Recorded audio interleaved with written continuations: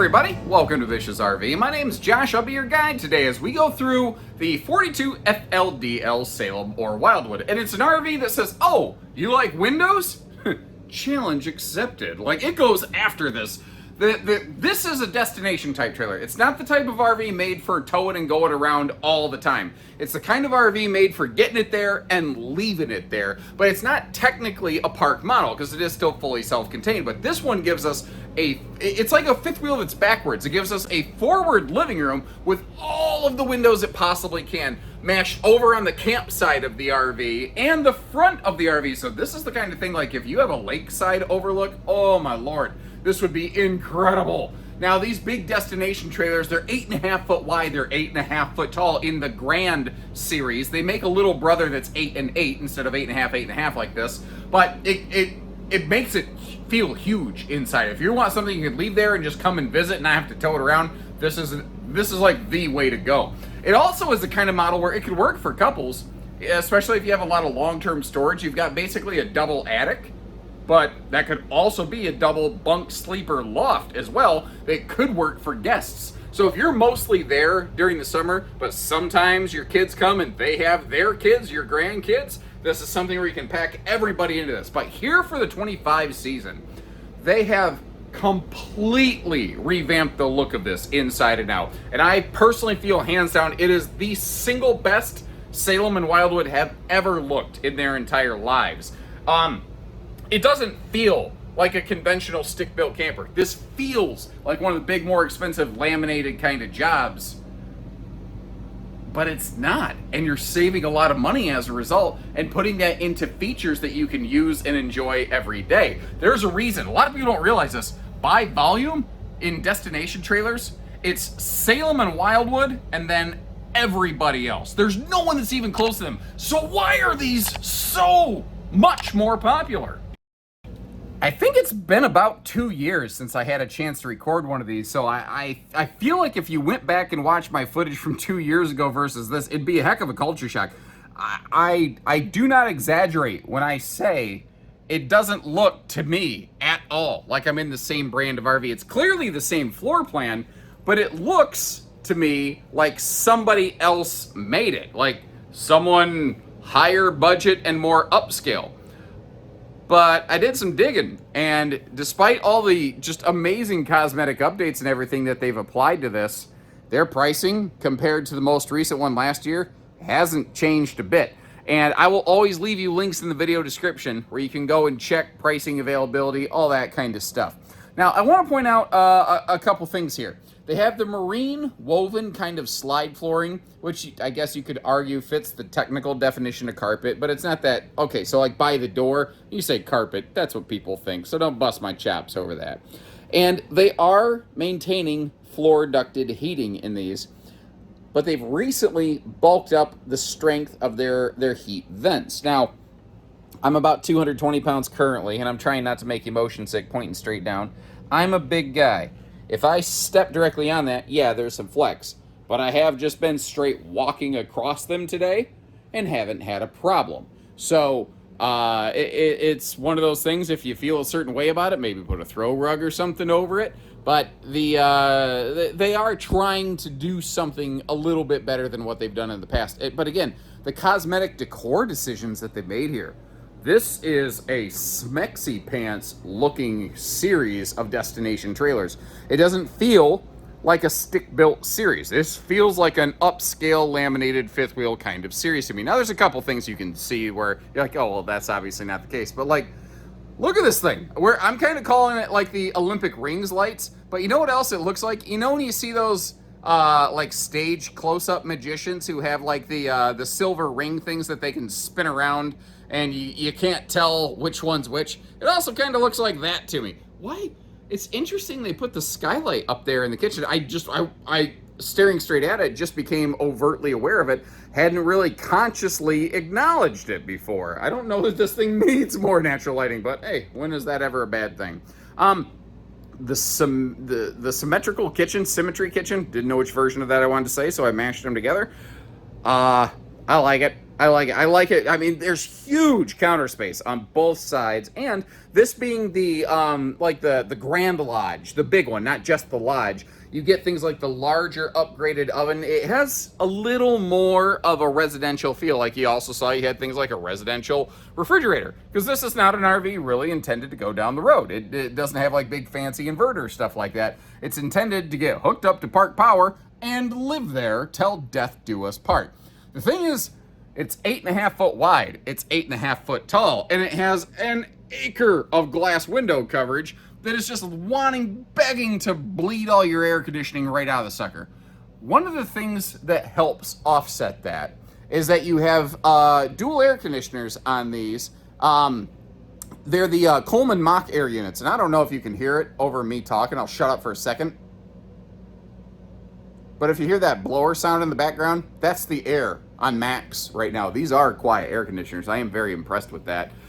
They also outfit these with the RV airflow system. A lot of your Forest River stuff has been doing that to just enhance the efficiency and effectiveness of their already existing air system. I also like just that kind of ceiling barn beam sort of thing. It helps create a pseudo definition of kitchen versus living room, in my personal nerdy opinion, you know. The power outlets on both sides are so far nice. I don't see any USB plugs over there, but you can always plug in a USB adapter. Especially in an RV like this, it's probably going to hooked up to park power like the whole time. That is not cuddle compliant seating. That is a population control. Wonder if anybody picks up that reference. But the thing is, it's sectional. If you want to take the middle chunk out or rearrange it, you can do that. Another thing that's helping with the sun effect, when you look at this, it looks like the brown thing is almost like the valance, but that's actually the blackout roller shade on this RV. They really touched every widget whiz-bang surface. Like these floor vents that we talked about, they actually don't even have screws in them yet, because they are getting color match screws on those, just so that everything is as generally seamless and invisible as it can be. Now, if we're looking at this, the TV is mounted up slightly high, but I don't know that I'm mad at it. Let me actually park myself down here. So I've got the camera held at my head level. Am I looking up a little bit? Yeah. But if I kick back in the recliner a touch here, you know, put my little shoes up. I try not to put my shoes on the furniture, so I don't mind when they hang off there. It's not bad, especially you shove a little pillow behind your head, take a little afternoon snooze, and while you're sitting here, whether you hear something go bump in the night or bump in the day, you are all up in the window coverage. Now, it's looking super blurry because, one, the window's dirty, and two, it's got a bug screen right there, and the camera's like, I don't know what to do. It's like when my wife's like, help me, and I'm like, I don't know how. I'm willing, I just don't know how. Just me? Anybody else? Okay. Obviously, you've got the mirror front on that, taking a look at my chicken legs. That is also, of course, the electric space heating fireplace right there. If we twist and shout around here a little bit, I think you probably know what's coming. That is a sizable pantry-tainment storage center right there. And when you start sizing up all of the kitchen storage in this thing, it is fantastic. Now, I described it as a symmetrical kitchen. Under the kitchen counter, it's not exactly symmetrical, but I ain't mad at it because it does give us some dedicated kind of drawer space as a result. So they give you a couple big drawers, a couple small drawers, and a ton of available cabinet capacity. It also includes, it looks like, a handy wastebasket, which is useful. Big shelf under the sink as well. So I'm not even sure what all I would pack into this thing. Now, don't get me wrong. Something I've learned is that if you give someone the opportunity for storage space, they will pack something into it, but I don't know that I gotta get too crazy about it necessarily. Now, up top here, we have what I lovingly refer to as the Nerf Battle Loft, because that is, when I was a kid, I'd be shooting Nerf guns and firing Lego figurines off that sucker like crazy. You've also got the lightsaber lighting package instead of the traditional, like, 12-volt light fixture thing. People have asked me, what do you do when you replace those? Well, something people don't realize about most LED lights in a lot of RVs, you don't replace bulbs anymore. You replace the thing. So you probably replace the light strip, if I had to guess. I haven't verified. Oh, hang on. I'm going to just do this right here live in real time. Let me flip the camera around. It's going to get a little funky for a minute. But this is me standing in the slide out. I'm a little over 6 foot tall. What are we, like? Is that 7 foot tall? That's a handy little feature right there. Flip you back around a little bit. The big patio door over here, it obviously has some really heavy linen curtains to close that off. By the way, all the little side curtain things, they don't fully pull shut. They kind of just sit where they're at, but they are removable.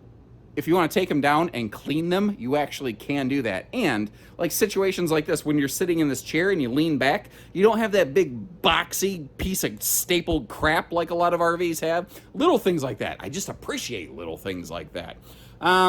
Bathroom. Let's go hit up this bathroom, shall we?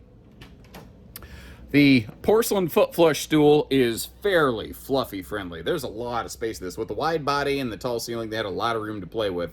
Additionally, if you look over here beside the shower, you've got yourself a serious linen cabinet. It's like borderline too deep, where I think you're going to want some totes in there to pull some stuff to you if it goes crazy. But you're looking at this like, yeah, but how do you ventilate? Like there's a loft above us. Notice how you've got that grate right there and that big fat wall right there where the mattress is not? That, ladies and gentlemen, is what I lovingly refer to as the fart chimney. Because there actually is a power vent fan in that to pull air out of this room. It will pull fresh air in from under the door to this room and allow you to breathe a little bit better. Something else I was curious about, though, is how much headroom is in this, since I have a loft above it. Again, I'm a little over 6 foot tall, and the shower is essentially floor flush. I had a good 2-3 extra inches even wearing my shoes above my head to get in here. I don't feel it's a problem personally.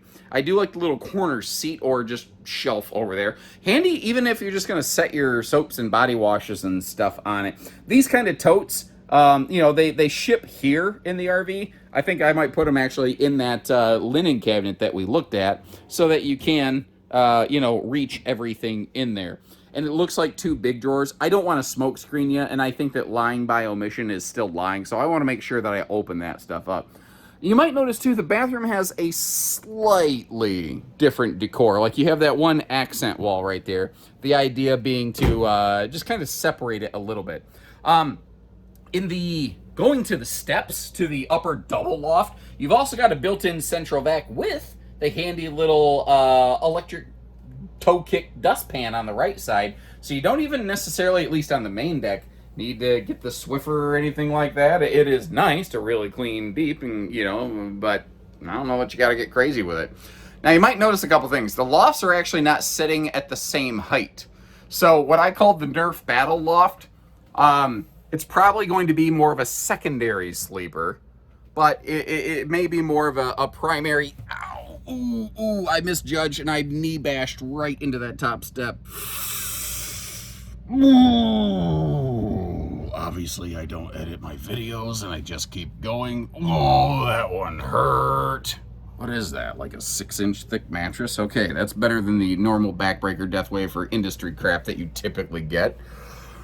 Okay, I'm good. Around the corner over here to the big double loft, because this sits about a foot lower, there's a chunk more headroom in here. Something else that I like about this space, it's got what I call the lights out kids feature, bedtime kids, and your second air conditioner is located up in this area. And again, you already heard how noisy it is or isn't, depending on your perspective. So maybe that'll help you judge whether this will or won't affect somebody in here. But the thing to remember is you see between the beds where you have like that, the just boxy structure. Well, they're ducting air conditioning down from the top into the bedroom below this so that you're not just killing yourself back there. And both sides of that also have household and USB outlets that are very handy. I don't know why I said USB outlets. That was weird. It's just the way it came out of my mouth. Now, just for a quick size reference, there's my chicken nugget dad bod laying on that thing. Now, I'll tell you, these are shorter mattresses. They're not true queen length mattresses, but you can clearly see there's plenty of room at the foot of it right there. Also, the area that we can't see very clearly here, like this big chunk of things, you can see how that's like a bonus closet and entertainment system. And since this is just plain steps, it's not like a ladder, it's barefoot friendly. Getting up and down it is easy. The one thing that I will tell you, we're about to see the primary bedroom with that loft right above it. If you've got noisy, busybody little kids and you're trying to sleep in while you're down here, probably not going to work out real well, because you're going to hear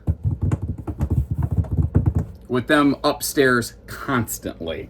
This is also, I think this is what's called is this looks like an Olympic Queen. It might be an RV King. I gotta eyeball this. I think that's actually 70 inches wide, 80 inches long. So that's what's going to be an RV King. But obviously, it's the VersaTilt bed system. If I got that wrong, hopefully I put the correct specs up on the screen. You know, the little angled headboard, you know, artistic kind of thing is kind of interesting. Good breeze windows on both sides of the bed. Putting side stands in a bed slide is hard. And you're thinking, why? No, it's not. Make it bigger. Well, you can't always just make an RV bigger. And on a big RV with all these features and all this structure, every foot you expand this thing is probably adding at least, you know, $1,000, $1,200. So, you know, creating a 6-inch side stand on both sides of the bed, that's a very expensive prospect. You got to kind of keep that in mind. Once again, remember, you do have your central air ducting pumping down in here. And you know what? I flipped the camera around before. I'll flip the camera around again. We're just flipping this thing all over the flipping place because I want to be able to showcase for you the ceiling height that you have in here, just like you have. Actually, I think this is better than what we had in the bathroom, so you're not constantly scraping your scalp in here the way that you kind of sort of saw and heard me maybe up in the loft. I don't know if I remember to edit the audio out of that or not sure, but flipping the camera back around the other way, we're obviously just doing this all one shot live here, no big time movie magic. Great window coverage even in the bedroom. The only real thing I don't like about this bedroom is that full window in the door doesn't have a factory privacy shade. That is a $40 solution. If you like everything about this RV except that it doesn't give you full bedroom privacy, call us. We can get the shade popped in that. That's no big deal. We're not going to lose the deal over something stupid like that, but it's a thing to maybe look at and consider. Looking at all your storage in here, you've got some serious dresser drawer space across from the bed. But one of the things I was very happy to see, kind of a criticism that I have had of these in the past, is your overhead cabinet doors previously didn't have any sort of struts to hold them open. Well, if you take note here, they have kind of fixed that problem, and they made it so the doors hold themselves open. And that bed has the power up-down VersaTilt system, I believe they call it. You don't want to try to access the storage under the bed unless the VersaTilt bed's in the down position. One of the other things I want you to take note is I've got the bed back in the daytime Versa position right now, which creates like a yoga studio floor space in here to get dressed and put on your pants, which is glorious, by the way. But you might look at that right-hand closet door, notice that it's going to kind of fight with the mattress. To fully open that door easily, you know, like it's standing here right now, it's kind of stuck. There we go. It mostly opens, which isn't the end of the world. For just reaching in and grabbing a jacket, it's not bad. But if you notice the plugs in there, that's actually washer dryer prepped. Well, we'll get to that in just a second. Let's actually start down here, cracking open all the additional dresser storage and extra closet. And the reason that's really important is if you do go with a washer dryer setup, you're going to want all the hanging space you can get because you're going to be destroying a good chunk of it. But did you notice how I had to flip the bed up to fully open that door to easily access the right-hand closet? So you're going to want to kind of keep that in mind. If you like leaving this in the VersaTilt position, but you want to put in a washer dryer, you're going to have to put the bed down and then lift the mattress up to be able to fully access that door. Alternatively, you could just leave the mattress down all the time and never have to worry about it. Now, I like to record things, I call it road mode, but I think in the case of a destination trailer, it's almost like storage mode. Well, what I'll tell you is in storage mode, the access sucks because it's not made to be accessed in storage mode. It would be handy, it would be nice, but like you can get to a couple kitchen drawers and that's about it. You can't get to the fridge. It's all blocked off. If you had to pop in real quick and use the bathroom or get up to the lofts, you could. But these are all hydraulic rack and pinion slides. And it's on a single push button system. So you just keep holding the button and eventually all 3 slides go in. It is actually, thankfully, very fast. But that system also does not like it if you try to like do things like lay in that bed while the slides are closed. So if you appreciate taking the extra time and effort to close everything up and give you those extra details, hit that subscribe button. Let's see what she has to, in store outdoors. All right, so the way this one is parked, I can't really get you a good walk around of it, but I think a lot of destination trailers, you're gonna spend most of your time over here on the campsite anyway, and we do have a very good look at that. Also giving you another look at the available weights and measures right here. I'm not saying don't worry about the weight of this RV. What I'm saying is, remember that this is the kind of RV made for getting someplace and then leaving it there. It's not the kind of rig really built and intended to tow around with regularity. If you want something this large that you tow around, you should really be looking at a 5th wheel. Because by comparison, this gives you the space, actually in some ways, potentially more space than a 5th wheel, but it does it without fancy leveling gear and gooseneck structures and stuff like that add a lot of cost. Because once it's set at the destination, you don't need all that stuff added to it. I will say, it is interesting how a lot of destination trailers won't give you any ladder to access the roof. Now, this also doesn't have a ladder to the walkable roof, but they do have that prep hook up there.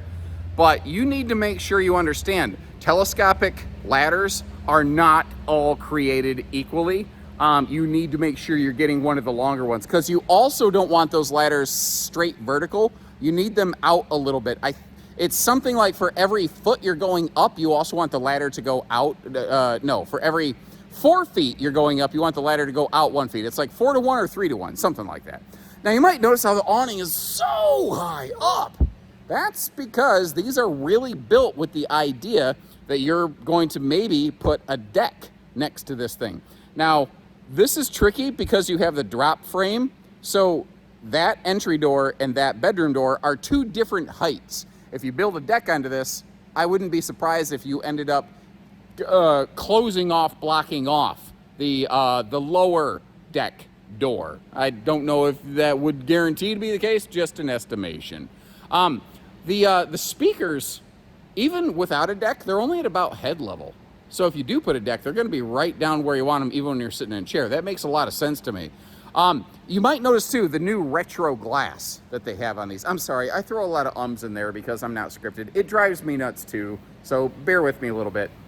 But this is going to be more hail resistant than conventional tin skin. It's a 0.030 thickness, so it's like 25% thicker, 33% thicker, something like that.